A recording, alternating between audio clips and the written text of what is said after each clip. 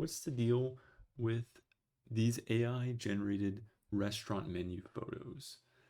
This particular photo was taken from the San Francisco subreddit, but and then SFGate ran an article on it. But in general, these food generations have been popping up around the world, and you see them more and more in SF, and unfortunately are not being contained to the Bay Area slop zone.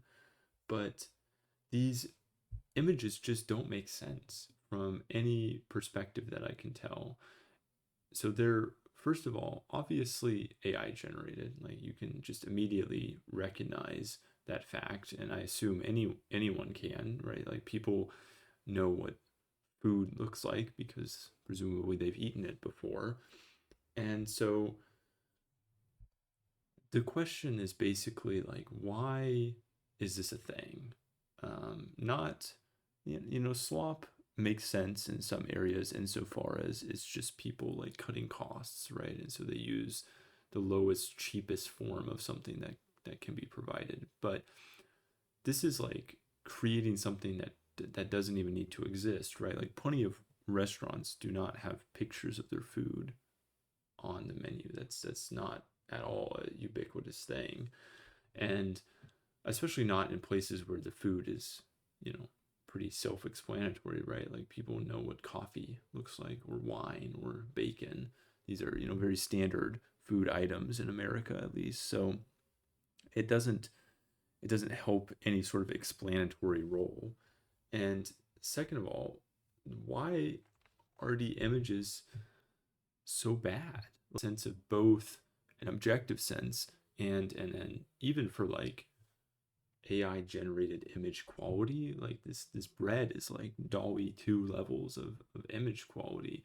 There's like surely many free image generators that will generate something more realistic looking than that bread.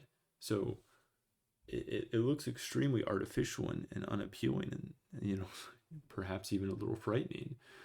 And so, but that's like intentional. It's not what free image generation could be.